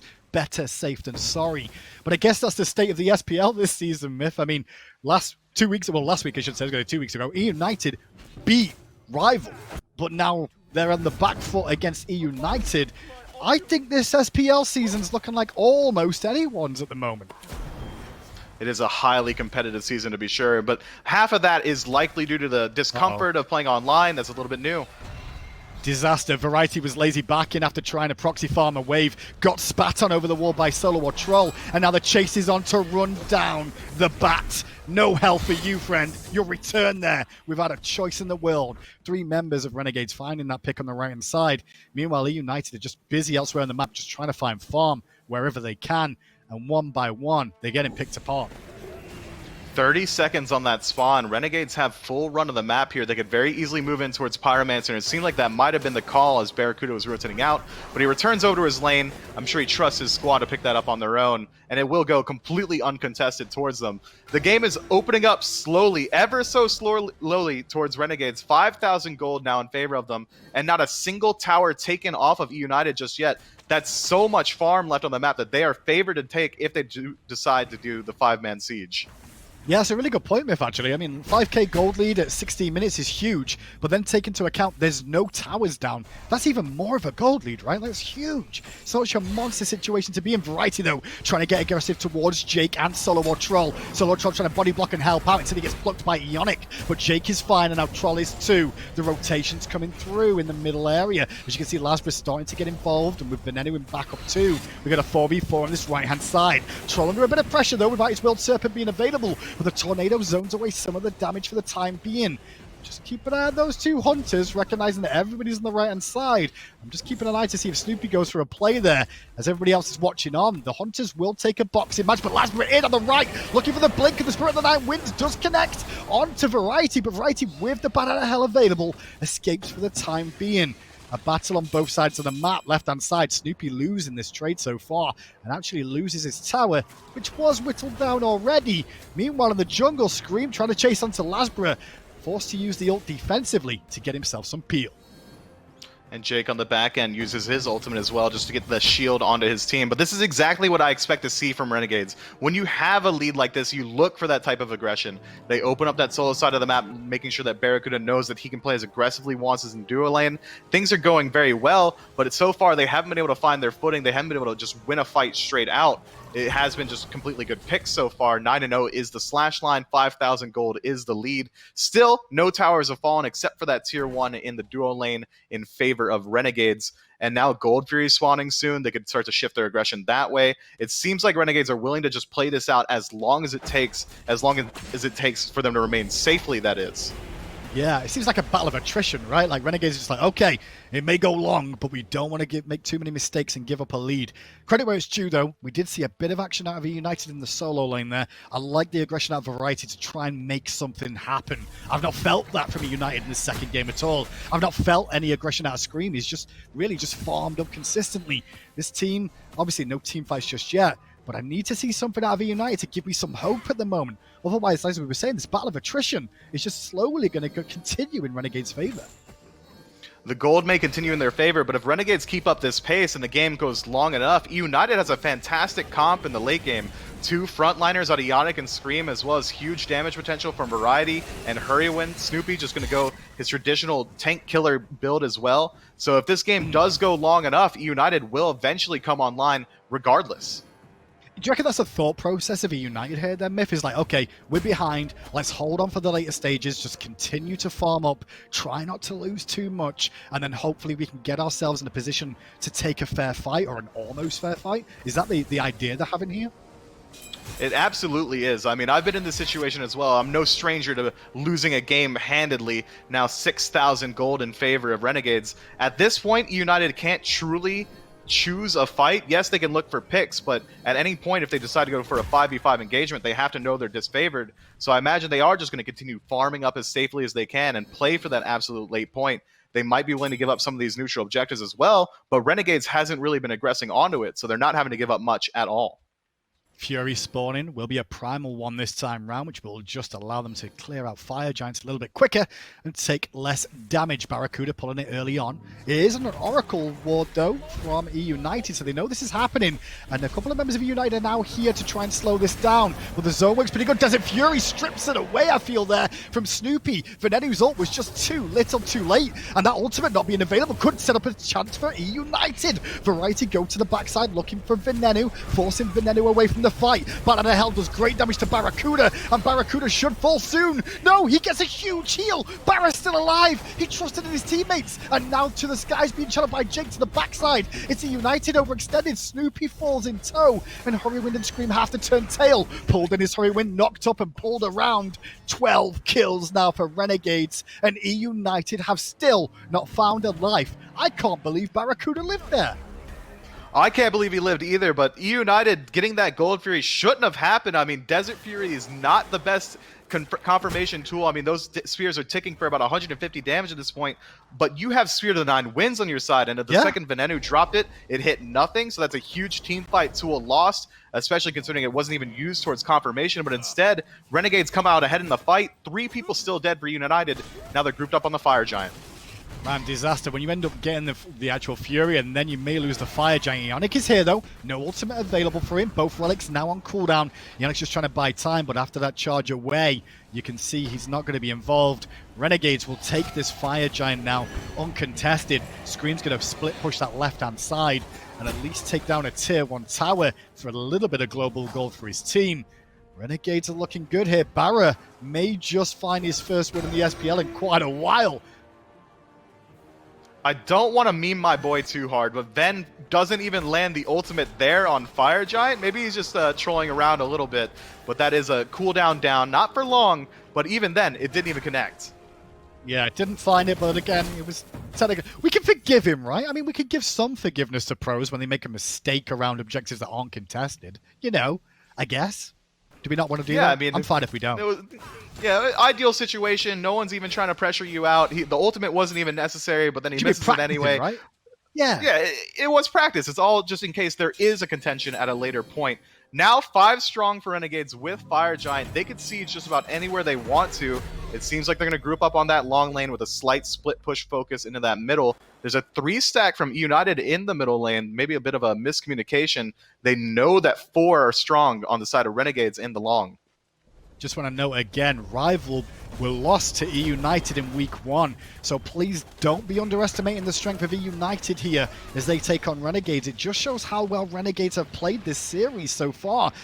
And then this one is looking very stomp heavy. Awesome Jake gonna use To the Skies, but he's telegraphed. The team can see this coming to United, but what can they do about it? Well, he's in a bit too deep, gets cancelled out of his knockup, and Jake will be the first casualty of war. Variety on the front side will at least zone for A3 members, but now he's gonna be careful of the World Serpent that's gonna give chase. Variety ends up getting away with the blink, but that cost him a lot to try and slow down Renegades' aggression, and Renegades aren't done just yet. SoloOrTroll in the pit. Venenu finds the ultimate onto Eonic, and now the Phoenix is under threat once more. 408 got a little bit over cocky there, a little overzealous, gets it picked out immediately. SOT almost get picked up as well, but Ven with that fantastic ultimate, not only to peel him out, but to get the return kill. Now, I don't imagine we continue to see this Phoenix push, but there's so many towers still available that Renegades can push very safely, and eUnited don't really have a foot to stand on to defend these tier 1s or even the tier 2s. Yeah, patience again from Renegades, though, showing here, Myth. I mean, game 1, it was the same sort of thing. They have chances to look at the Phoenix line, but instead they'd rather, better safe than sorry, wait for some of these ultimates to come back up, and instead chip away at some of these towers. Lasbra, though, flanking round the back here. 3 members of eUnited are all grouped up. Blinks in, looks for Hurriwind. Hurriwind gets the beads off, but he can't Thunder Crash away in time. Now Lasbra hunted for Scream 2. Snoopy and Variety trying to help out, but all the while it's given a window for BaRRaCCuDDa to take down that tier 2 tower. Renegades now just 1 tier 2 tower away from just being up against the Phoenixes. In goes Jake again, though. Jake playing in the backline finds the ultimate, not quite enough to set up for any kills, but the fight continues. Does continue on a little bit. SoloOrTroll getting low. Everyone's still alive on Renegades, so the chase should be good. Venenu now falls down. Scream giving chase. Execute isn't available just yet, but the chase on SoloOrTroll will buy some time. BaRRaCCuDDa now left alone. Renegades split up a little bit too much for my liking, but BaRRaCCuDDa versus 4. He takes down 1, looks for the damage onto Variety, leaping on it, gets 2. This is the BaRRaCCuDDa we've not seen in a while, or at least one that's on the winning side. Eonic ends up falling to Lasbra as the rotation comes in for Renegades. The chase from eUnited to find kills gets Venenu and SoloOrTroll, but it's not enough to stop the advance of Renegades, who are now looking to the left-hand side. If the nameplates weren't on, I wouldn't have been able to tell you that that was BaRRaCCuDDa. Scream's going to get its ultimate forced out here. Jake already ready for it. Beads forced as well. Good Now slow. the slow coming out. Lasbra chasing it out, not quite able to find it. The abilities are coming back up soon. Scream falls. That's 4 for 2 in favor of Renegades. Ran down like a dog. BaRRaCCuDDa really feeling confident, and Hurriwind just tries to do something. And instead, he just finds a quicker trip back to the fountain again. This is a good-looking Renegades team here today, playing almost like a unit. Couple of mistakes to work on, sure, at least in terms of disengaging as a unit. However, this Phoenix taking a little bit more longer than bargained for. Jake's under some pressure. Will probably fall down here. The minions doing the dirty work. I actually want to say the minions have done a little bit more work for United here than the players with how this one worked out in Game 2. But at least United get their 4th kill on the board. It looked to me there like Jake was trying to use his dash for the heal, but it wasn't quite enough. His Power team abandoned him. didn't He was come like, back "Nah, and he just bro." looks on. Would you leave Jake in that situation? I probably would. You know, my life is more worthwhile than a support. You know. Yeah, I mean, I'm always looking out for numero uno, and numero uno is almost never the support player. And trading your life as a support for a Phoenix, I mean, you got to go to the grave with a smile on your face. BaRRaCCuDDa, though, playing completely differently than we expected. I haven't seen this level of aggression and pure primal confidence out of him since the launch tournament way back when. If the nameplates weren't on, I would say that that might have been some Zapman-esque play coming out from BaRRa. Well, now the Fire Giant is up and available yet again, not an enhanced one just yet, as Variety just trying to whittle down the Pyromancer, but no one else really around. Look at the left-hand side, you've got the carries of United scrapping for bits of farm down the left to deal with fire minions, but that's just opening more of a window for Renegades to do the FG. I guess, Mifflin, there's not really... Is it the wise idea from United here not to engage this FG, or should they have tried to do something there to slow down this advance? I mean, not going in towards that F Fire Giant is not something I can fault United for. I mean, 11,000, now 12,000 gold down, as well as they had fire minions trying to flood in 2 lanes. I like what they do there. They back up the base. They try to push out mid and long lane as quick as they can so they can group up for this defense around the Phoenix on the solo. However, now Awesome Jake, his ultimate down, unfortunately, wasn't able quite to find anything good there. It's going to be very hard for them to defend. They have got so many engagement tools, Renegade that is. SoloOrTroll could dive in very easily with World Serpent. Lasbra, if he finds a pluck, shown very handedly that he could one-shot Hurriwind. I mean, eUnited are going to have to play rock solid in order to defend here. Well, middle lane Phoenix is going to continue to get pressured by the fire minions. Left-hand side is going to take a bit of time for United to feel the brunt of those for the time, for now at least, until they push up. But just keep an eye on Lasbra and those flanking opportunities. Variety, the one to keep mid busy for now. Eonic, meanwhile, on the front line, lost half his health so far. Phoenix whittled down to about 70% or so. But BaRRaCCuDDa leaps back away. Renegades being very patient, waiting for the opportune moment yet again. Waiting for that ultimate, I guess, coming up from Jake one more time, and Venenu's Spirit of the Nine Winds to become available. It was used at the Fire Giant. Blinking from Jake, though, knocks up Snoopy. Soon after the fact, SoloOrTroll follows in. Now blinks in Variety to the backline, looking at the carries. Drums of War signal from Hurriwind, but don't do a whole lot of nothing. Neither does the ultimate of Venenu, but it does at least cancel out Hurriwind's ultimate. The World Serpent crashing from SoloOrTroll forces back United and creates enough distance for the Phoenix to fall down to the skies, brings back SoloOrTroll to the front line once more. But now all 3 Phoenixes are down for Reunited. Renegades just have to walk back and wait for the next engage. I'm not sure if anyone saw it, but I'm so impressed by Renegade's play there. The second Variety blinks into engage, 4 members of Renegade immediately turn around and try and put as much damage as they could into him to peel off for BaRRaCCuDDa, immediately forcing the bat out of hell, stops that engagement in its tracks. Variety couldn't continue the fight. Scream falls in the back end. I mean, Renegades are playing so slow, it's so methodical that I imagine it's got to be completely frustrating for eUnited because Renegades aren't opening themselves up to a single mistake. It's definitely almost a balancing act from Renegades, though, because they don't want to make mistakes, but the longer they don't take the advantage they've got, there's more of a window of United to find a mistake they make or find a turnaround, you know?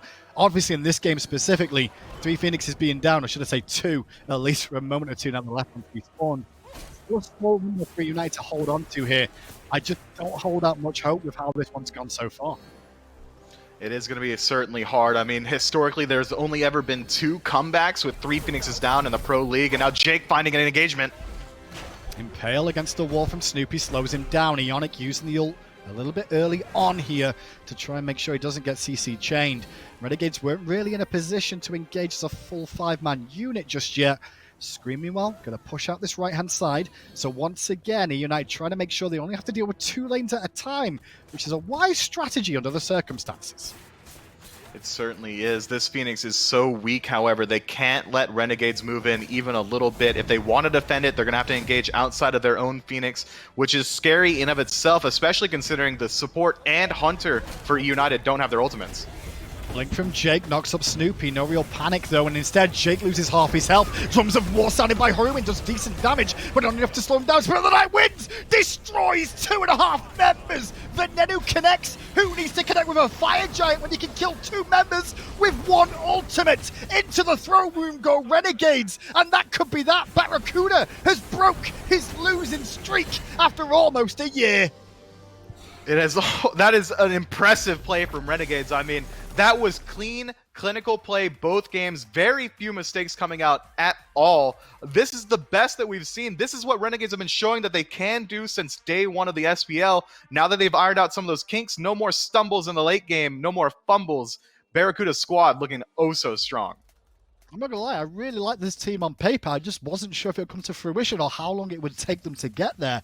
But already, looking at that game against eUnited, that was a clinical game too there, Myth. There's not a whole lot eUnited could really do to battle back after the start. There wasn't much. I mean, the second that Renegades got a lead, yes, it was a very small lead for a long time. For the first 15 minutes of the game, they hovered around that 3K point. But the second those Gold Furies started to respawn, the second they started making those towers fall, the gold lead just continued to spiral out of control. And that clinical play, although was holding them back in the early game slightly, made sure that there was no stumbles in the late. I mean, that is so absolutely frustrating, I have to imagine, for eUnited, having to play against someone playing that slowly and just losing the entire time. Very methodical, honestly, from Renegades. And for me, I'm going to say it. I didn't think I was going to have to say it this split, but Jake got MVP from me. I think his performance on that Horus in both games was really stand out. We'll see what the desk has to say after this set 1, though, and then we'll get ourselves ready for set 2. Strong performance out of Jake on the Horus, and big performance from BaRRaCCuDDa on the Hu Yi as well. And if you want to jump into game and try to play like BaRRaCCuDDa, pick up that Hu Yi. Check out the new unlimited tier 5 skin available right now. Go into the Grim Omens event, select buy all, and you'll get, I don't know, 15 other skins, a bunch of other rewards, and plenty of stuff on top of it. So check out the Grim Omens event. Check out that new tier 5 unlimited Hu Yi skin. Might be hard to play like BaRRaCCuDDa, but you can look good trying. Goremiser's still with me. He's going to talk about this big win for the Renegades, Gore. Yeah. MVP over to Awesome Jake. Do you agree with Hindu? I think so. It's so hard to determine because everybody was playing at a completely different level. But I think that Horus brought in a lot that you can't glance over. That being said, if Vin had hit maybe a couple more of those ultimates that we saw him go a little wide, we maybe could have pushed him into the conversation a little bit higher. And also, have to say, this one up towards the top, Lasbra was 8-0-9. Like, you cannot underestimate how strong he was. And that's after we saw a lot of bans in the pick and ban phase focused against him. I mean, they were banning out his Pele. They banned out a few junglers there on the side of eUnited to stop that exact thing from happening. And so it was huge for Lasbra to not only get something that maybe wasn't prioritized in eUnited's eyes, but then still bring it to him and be a part of 17 kills. And you could almost tell the Renegades game plan, especially after it started out so well for them. Remember, Awesome Jake gets first blood and then affects the next 2 kills. The first 3 kills in this game affected all 3 by Awesome Jake. But more importantly, I think, Gore, they're spread out, 1 in the jungle, 1 in the mid lane. BaRRaCCuDDa gets some experience and impact on those kills as well. And they basically told SOT in that solo lane, hey man, if you just stay alive and don't get ganked out and don't die, the rest of these lanes are far and away ahead. And it was finally, I think, even more so than game 1, a complete game plan here from the Renegades, and probably the cleanest I've seen them yet. And it just, again, every member showed up, and I'm happy we have some BaRRa highlights in here, because there were moments where he was diving in to fight. It was actually this exact fight where he just kept going. He didn't stop. He didn't know how to pull back. And it gave me some memories, because when I first started watching SMITE, and guys, this is going to be in like 2013. I think I followed SMITE.Game in 2014, 2013, somewhere around there. I went to the launch tournament. Like, watching like the Zap BaRRa matchup, well, it was the thing at the time. And it's still kind of the thing. But I feel like in the last couple of years, you've seen maybe BaRRa fade, not necessarily away from that, but it hasn't been as aggressive. It hasn't been as asserting as it was that game. And so that was something I haven't gotten to see in a while, and it was a very refreshing take. I can tell you, Katie, BaRRa is one of her favorite players, so I know she'll be happy being able to watch this Renegade squad doing really well. And Dave, just looking at them as a team right now, this is not someone to glance over. I think if you are in the SPL, I agree. You need to do your homework, or else this team is going to take you down. Well, things are going to get even more muddled in the standings now, Gore, with Renegades bumping up to 1-2. eUnited will bump down to 1-2. Of course, it's only through 2 weeks. Just now, a couple of teams playing their third game, but that middle of the pack, top, bottom, I mean, everything is still really up for grabs at this point. But I got to admit, I mean, you look at these standings, it's so hard to tell, I think, where so many of these teams stand. And it's going to take the first-time matchup from Team A versus Team B to really start to answer a lot of those questions for us. One final game today, though. Obey Alliance up against Radiance. Going to be a tough one, I think, for Obey. But maybe some final thoughts on this one, Gore. I mean, look towards eUnited. Obviously, a tough couple of games for them after what was a roaring start. Big win over Rival. How concerned are you with where eUnited are right now? Honestly, it's interesting, right? Because it feels like, and when you look at the lineup, you look at their roster, things should be coming together. And after a very, very monumental win, I would say, over Rival, I think realistically what we're seeing is that it might not be eUnited being at fault. It might just be that everybody in the SBL has kind of dialed things up to 11. They're bringing it in Season 7, Dave, and as of right now, you can't count anyone out, whether it is ex-world champions or if it's a new squad coming through. They all have something to prove here. And Renegade's one of those teams that had a lot of promise in their first couple of games, just now finally getting themselves the win. We talked a lot about BaRRaCCuDDa, and we have him standing by, the big winner from set number 1. Agreed. The big winner from set number. Look at that Cheshire grin that you got going on. BaRRa, May 16th, 2019 was the last time you won against an SPL team. That's almost a year, dude. How are you still in the Pro League? I stream. And, that's I'm like someone else in the SPL, and, that's why I'm here. No, I'm kidding. That's how it goes. I don't know. I just hate losing so much. And after last year, I never wanted to deal with that ever again. And then building this roster was the most, like, I don't know. I'm just surprised we're already winning, honestly. Because I thought we were going to start and just lose and lose and lose. And, obviously our objectives are shaky. Some of our team fights are shaky, and sometimes you got a lot of stuff to work on, and we still have a lot of stuff to work on. And the fact that we're already winning games and making them look kind of clean. I mean, we messed up a lot. They were sat at 0 for a long time in that kill column. I think Jake kind of felt sorry at one point. Okay. Jake literally was like, "I'm gonna press 4 here," and then flew into the Phoenix. And it was just we're almost just like, no, Jake, slow it down, just press the brakes a little, just take your time, we can win this game. And that's what we were doing. We, for the 3,000 gold lead for a while, we were just like, okay, let's just farm this out. We have a scaling team comp here. There's no need to look for over aggressive plays. We just play our game, we look for gold for right when I finished Executioner, we did gold. And then we just started basically pressing the gas at that point, because before then it's just 50-50. If I'm tanking gold, I'm gonna take a lot of damage. Jake's gonna have to heal me. It's just sketchy. There's no reason to make it messy. We just keep it clean. I mean, I felt like coming into this set as well, we just saw last week eUnited beat Rival. Were you kind of a little bit like, oh, here we go again, this is another up-and-coming team that we're going to potentially struggle with? Is that what you kind of expected going into this one? I don't know. I don't know what I expected, honestly. Like, it's hard to kind of judge where we are, I think, even like being on the team, because I think we're sick, and it's hard to... I'm trying to figure out the best way to put this, because SPL is just completely different than scrims. So whenever everything slows down at objectives, we don't have that practice yet. We don't have that cohesion yet. So it's really hard to get that practice in scrims. And that's why, in my opinion, a lot of our objectives look so messy and so like all over the place, because we're just like, we don't have that cohesion yet. We don't have that unit. I think we are still playing really well individually. We're still making plays. I think all of our laners are sick.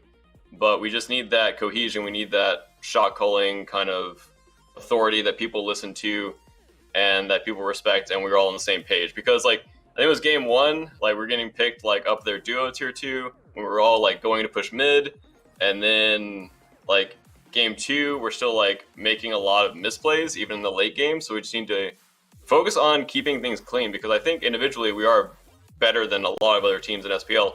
We just need to bring that cohesion together, and that's what our main focus is. And Ro's doing a great job bringing us all together and making sure everyone's on the same page. Whenever we go over picks and bans, whenever we watch SPL games, like everyone's focused, everyone's trying to learn and work together as a team.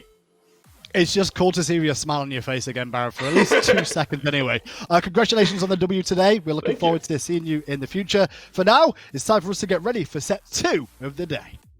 Thank you.